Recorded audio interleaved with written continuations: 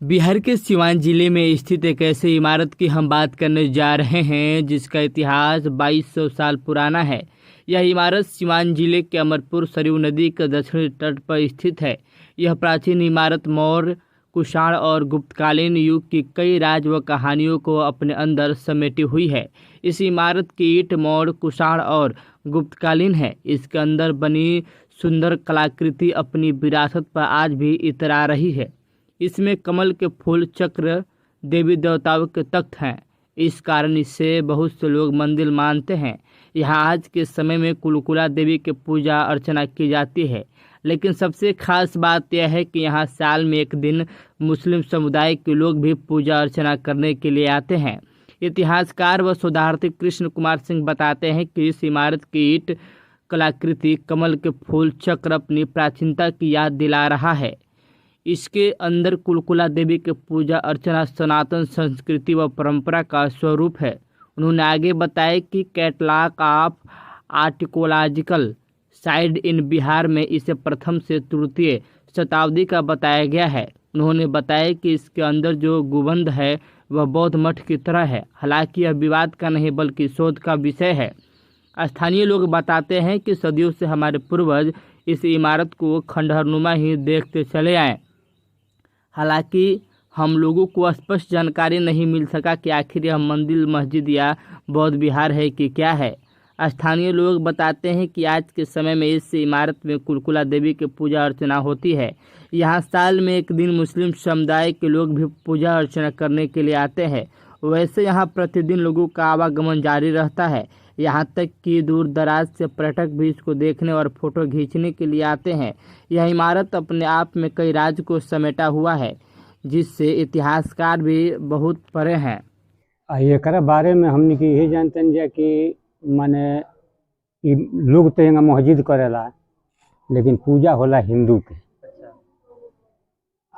एकरा बनला में अब हमनी के तो बहुत दिन जब नंगा नाइल बन जाए तब नंगा हमनी के बाबूजी कहले बने।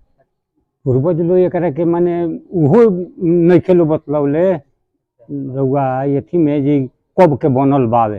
कौन देवी की पूजा हो रही है? कुलकुला देवी के। कौन लोग पूजा करने के लिए आते हैं यहाँ पे? पूजा करे खातिर हिंदू वर्ग के लोग आवेला। अच्छा, कहाँ से लोग आते हैं यहाँ पे? ये तो अमरेपुर में लोग पूजेला, अमरेपुर के लोग पूजा। हाँ, ये नदी के तीर पर ही है। हाँ, नदी के तीर पर बा।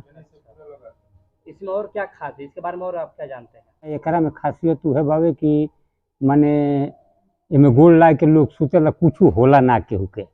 हाँ। क्या नाम पड़ेगा? स्वामीनाथ। पुराना भवन है और लोग यहीं पर पहले रहते थे। तो क्या होता है? पूजा पाठ होता है। कौन लोग पूजा करने के लिए आते हैं? हिंदू मुस्लिम दोनों करते हैं। दोनों लोग आते हैं। हाँ, हिंदू किसका पूजा करते हैं यहाँ पे? दोनों जो कुलकुला माई के लिखे थे ना उसी के। उसी का। मुस्लिम किसका पूजा करते उसी हैं? के यानी कि एक ही देवी टाक भरते हैं। उन्हीं देवी का, कुलकुला देवी के हिंदू मुस्लिम दोनों लोग पूजा हाँ। करते हैं। क्या नाम पड़ेगा? ईश्वर दयाल। अभी मैं तो कुलकुला माई का पूजा हो रहा है, जात तक हम जानते हैं जी। हाँ। कितना पुराना ये हुई? बहुत पुराना, हमने का बाप ना बताता तो हमने क्या बताया। आप ऐसे ही आप देखते आ गए। हाँ। पूर्वज क्या बताते हैं इसके बारे में? क्या एकदम मस्जिद कहा ला, मगर मस्जिद तो बना ही जो सब के यहाँ कुलकुला माई का पूजा कर जाला। अच्छा, कहाँ से लोग पूजा करने आते सब हैं? गाँव के आते हैं, कौन कौन लोग आते हैं? सब आते हैं। मुस्लिम यहाँ पूजा करने आते हैं क्या? मुस्लिम का ताक भरने आते हैं। ताक भरने के लिए आते हाँ। हैं। उसके बाद वो नहीं आते? नहीं। उसके बाद सिर्फ आप हिंदू ही पूजा करने आते हैं? हाँ। अच्छा, क्या नाम पड़ेगा? हमारा गुरुचरण। उसके जो ईंट है, बहुत से ईंट गुप्ता पीरियड के हैं, गुप्त काल के हैं। और गुप्त काल में बौद्ध विहार हुआ करता था। दोन में बहुत बड़ा बौद्ध विहार था। अमरपुर केवटलिया में बहुत बड़ा बौद्ध विहार था।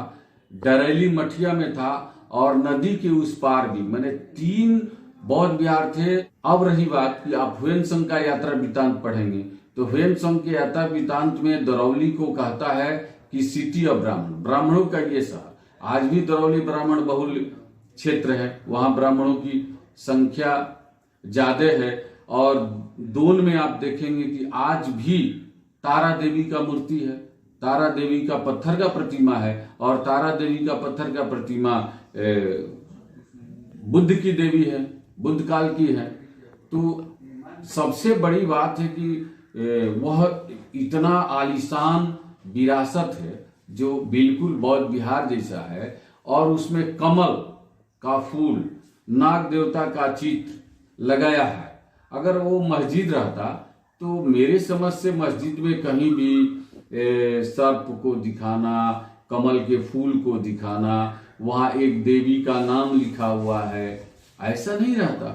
कभी किसी समय में भी वहाँ नमाज अदा नहीं किया गया। अगर ऐसा रहता तो वहाँ लोग आकर नमाज अदा करते।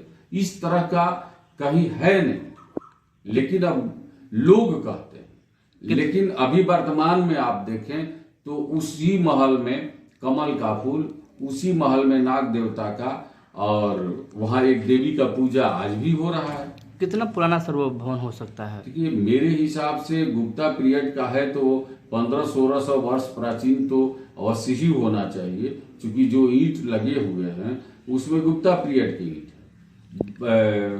कुषाण पीरियड का तो दिखा नहीं, क्योंकि नींव में हो सकता है, लेकिन गुप्ता पीरियड का ईंट तो स्पष्ट दिखाई देता है। कृष्ण कुमार सिंह, शोधार्थी, सिवान।